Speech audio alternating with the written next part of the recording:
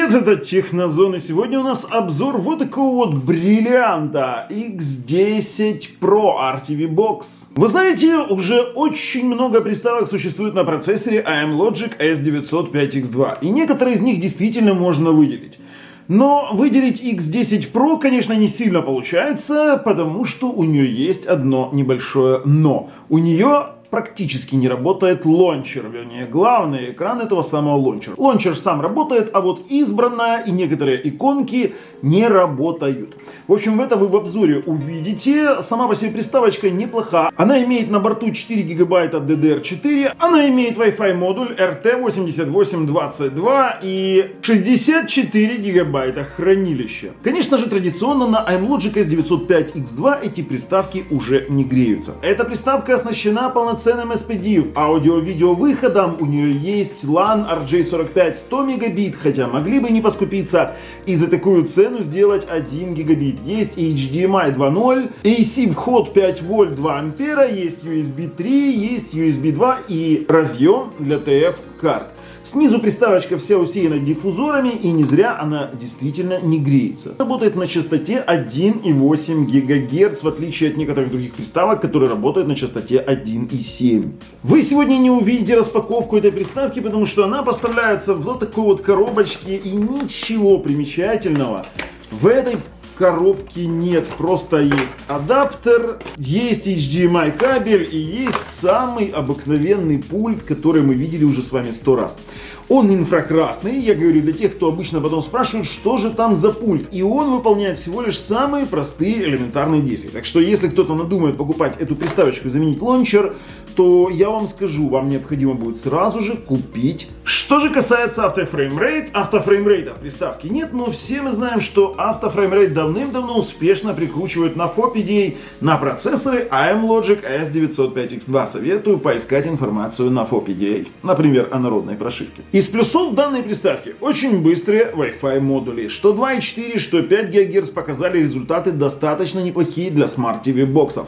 5 ГГц показал больше 200, порядка 220 на загрузку в серии тестов и около 200 на выгрузку тоже в серии тестов. Wi-Fi 2.4 упорно показывал от 30 до 40 мегабит в серии тестов, что в принципе тоже является показателем выше среднего, чем у других Smart TV боксов. Также данная приставка очень хороша в плане просмотра 4К, контента онлайн 4К, имеется в виду фильмы, торренты, YouTube 4К 60 FPS и IPTV телевидение. С этим всем она справляется на отлично.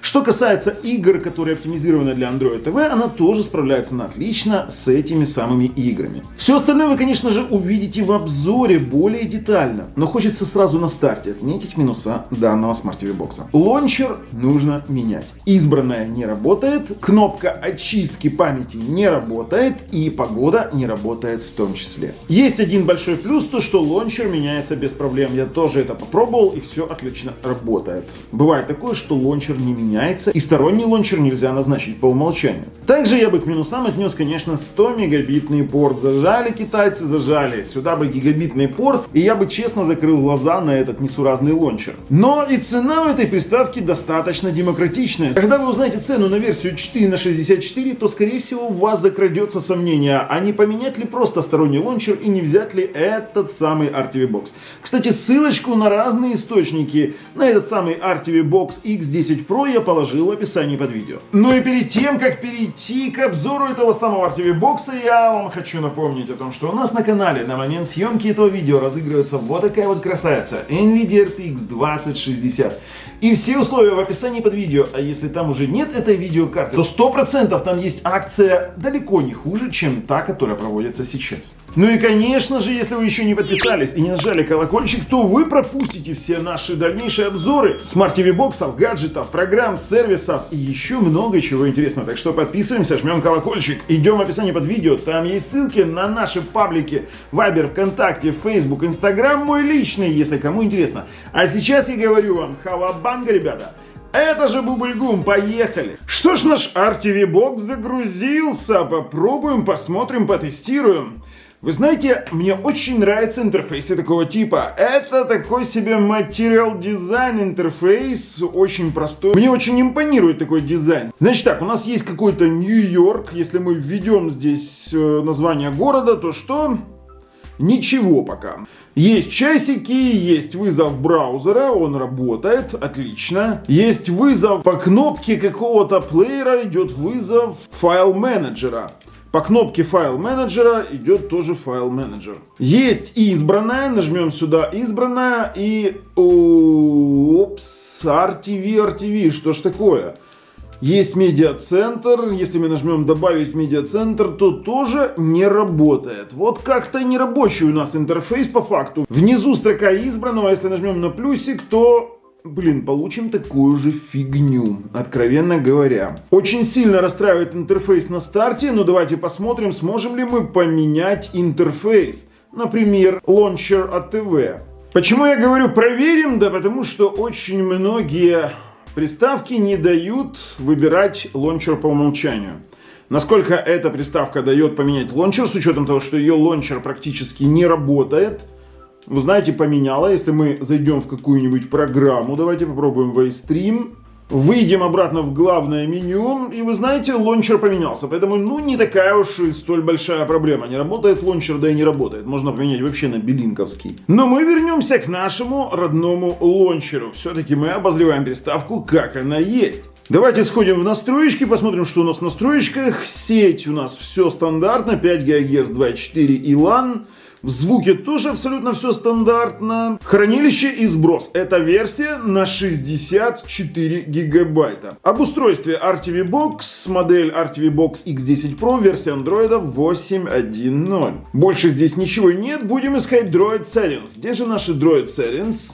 Что же у нас Droid Settings? Поддерживаемое разрешение у нас 480p 60 Гц до 4К 2К 60 Гц и 4К 2К SMPTE. Чем отличается 4К от 4К SMPTE, вы все прекрасно знаете. 4К простой это 3840 разрешение по горизонтали, а SMPTE это 4096. Данная приставочка это поддерживает. Есть профили управления цветности, как всегда стандартный зум-ин, зум-аут и опции управления HDR. Приставочка поддерживает HDR10. Приставки есть CIC, есть Playback Settings, HDMI Self-Adaptation, так называемый автофреймрейт. Он здесь не работает, но все мы помним, что 905X2 процессоры уже давным-давно имеют автофреймрейт, если у вас есть прямые руки и вы заходите на сайт FOPDA. Audio Output. С учетом того, что на приставке есть и SPDIF, и аудио-видео выход, то здесь достаточно обширные настроечки. Вы можете выбирать включить SPDIF либо выключить, включить передачу звука на сквозной HDMI либо нет. Есть шкала управления DTS Sound.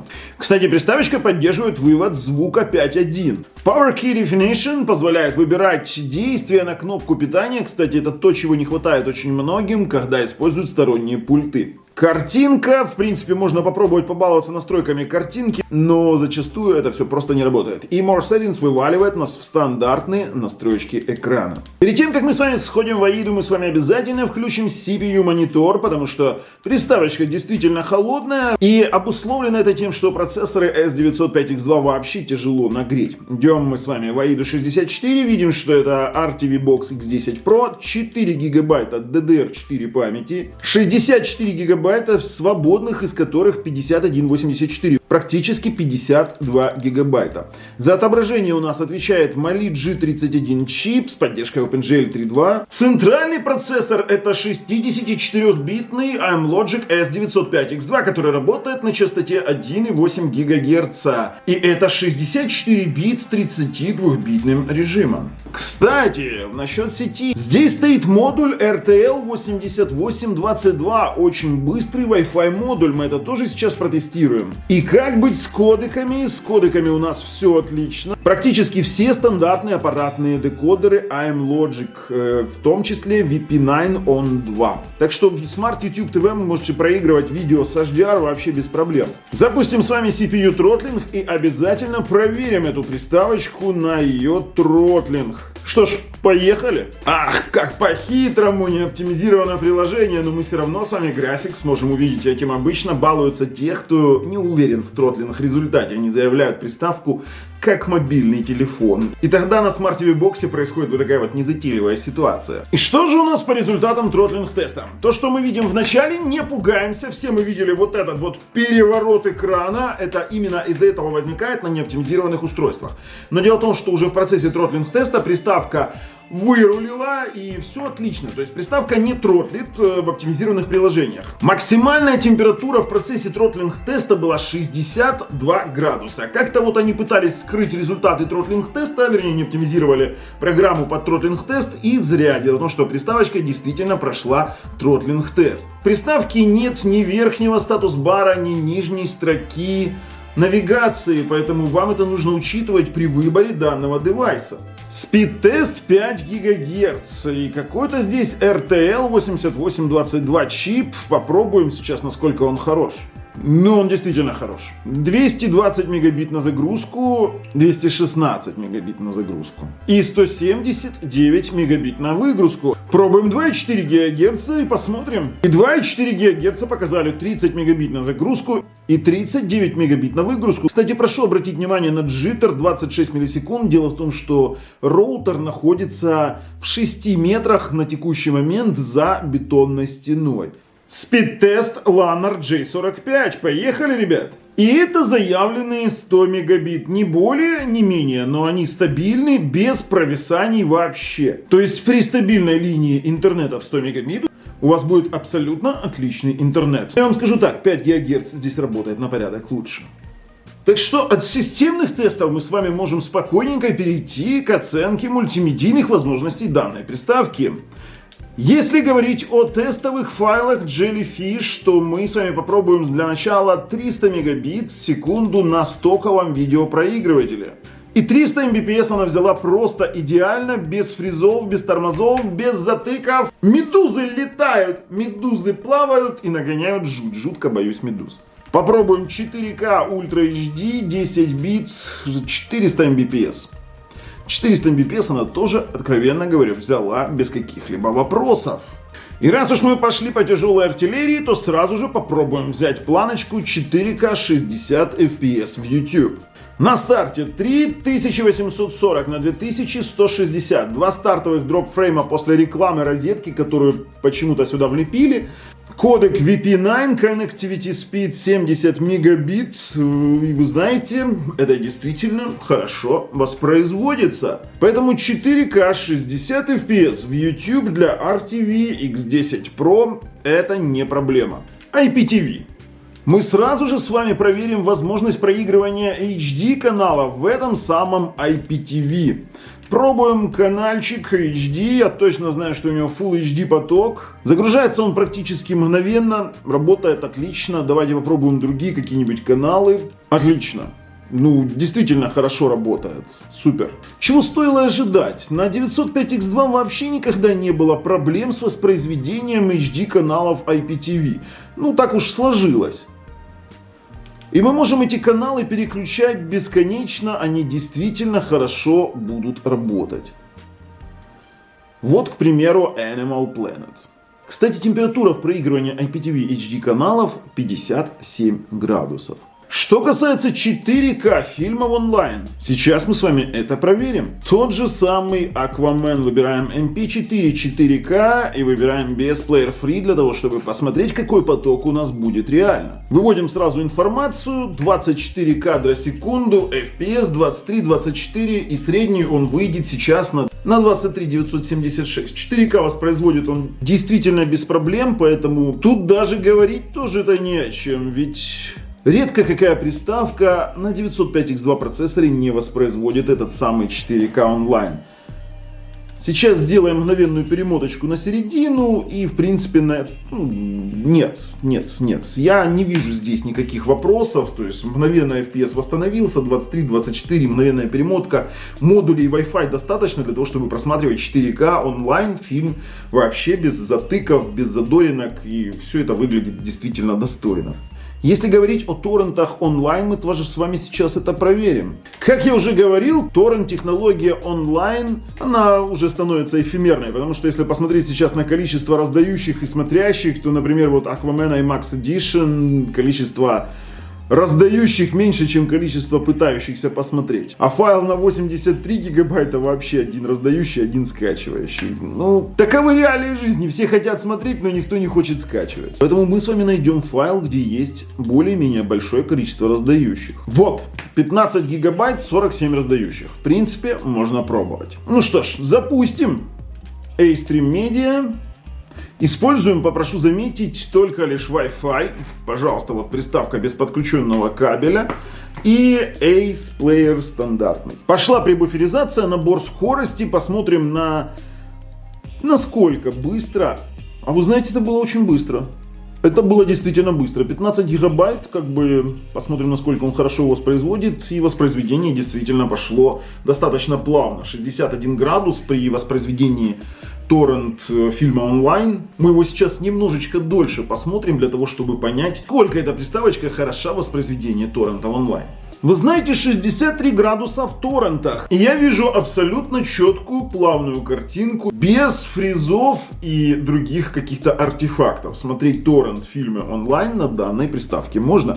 Если с мультимедийными возможностями все понятно, то давайте проверим 3D Mark, синтетику в играх. Посмотрим, на что способна эта самая приставочка. 3D Mark Ice Storm Extreme стартуем. Ну что ж, приставка не показала никаких супер-мега замечательных результатов, и это средний результат для iMlogic S905X2, 4873 балла. Но на этом все-таки можно поиграть в игры, которые оптимизированы для Android TV платформы. Итак, Asphalt 8. Asphalt 8 работает. Температура у меня сейчас в Asphalt 59 градусов. Кстати, во время 3D Mark теста у меня температура выше 61 градуса не поднялась. Работает все это достаточно плавно. На геймпад отличная отзывчивость, потому что есть приставки, которые на геймпад иногда... Оу, какой я фин заложил. Я понял, как здесь сделать дрифт. Есть приставки, которые очень плохо работают с геймпадом. У них есть задержка на сам геймпад, то есть при нажатии кнопки геймпада у вас появляется задержка отклика. Вот так вот как-то. Знаете, играть достаточно приятно, никаких ощущений негативных это не вызывает. Ух ты, как мы прыганули. Игра идет отлично, без фризов, без тормозов. Мы играем абсолютно спокойно с температурой 62 градуса. Мы все знаем, что приставочки греются от Asphalt 8. И не знаю, пока что поиграем, посмотрим. Играть на этом можно. Абсолютно спокойно идет Asphalt 8. Смотрите, какие бочки сегодня, пируэты просто. Вообще отлично. Тройная бочка, супер. Играть на этом можно, даже нужно. 63 градуса, ничего не греет, не тротлит. И все работает отлично. Игры типа GTA работают здесь тоже просто идеально. Поэтому никаких вопросов к ним нет. С нагрева они не дают.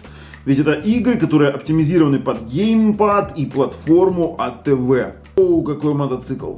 Никаких проблем такие игры, вернее игры такого рода на данной приставочке не вызывают. Так что, вау. Так что можно смело играть и рассматривать эту приставку как игровую для Android TV платформенных игр. Я не говорю сейчас о полноценных каких-то супер тяжелых играх, я говорю именно об Android TV платформенных играх. Но сразу возникает вопрос, где же брать такие игры, и такие игры есть. В описании под обзором геймпада iPega 9089 есть ссылочка на игры АТВ, и вы всегда их можете там найти. А вот и World of Tanks Blitz. Поставим средние настройки, качество тумана поставим сверхнизкое, потому что туман не для Smart TV боксов. И тени мы тоже выключим. Давайте попробуем закипятить эту приставочку. Да, сохранили мы. На старте у нас 35-36 FPS на таких вот настроечках. И вы знаете, это не самые высокие показатели FPS, которые я видел на 905X2 процессоре. Нет, они поднялись 49-50. Сейчас это 49-50 FPS. Я так понял, что пока загрузились какие-то текстуры. На таких средних настроечках у нас идет 48-49-50. Частота записи моего рекордера 50 Гц, поэтому выше 50 мы здесь цифру не увидим. Танки на Smart TV боксах поддерживают V-Sync. Ну, так что будем сейчас смотреть, насколько она разогреется. Сейчас 64 градуса. Ух ты, здесь тут появились красавцы. Сейчас мы быстренько, очень быстренько сольемся. Иди сюда. А ну-ка, а ну-ка, а ну-ка, ну-ка, ну-ка, ну-ка, ну-ка. 421, а? Да давай бочком, ты спрятался, ты меня не видишь, ты меня не видишь. 355. Вот это называется просто тупой расстрел из 3. Я так стоял здесь хорошо в засаде, и меня засадили. Сейчас сушку 152 пойдем. Вообще не люблю играть я на геймпаде, потому что меня сзади уже расстреливают, потому что у меня нет обзора нормального. Тоже не смешно, но в общем-то я готов прорезюмировать этот данный Smart TV Box. 67 градусов приставочка показывает в танках на средних таких настроечках, без теней. Ну куда ты делся, а?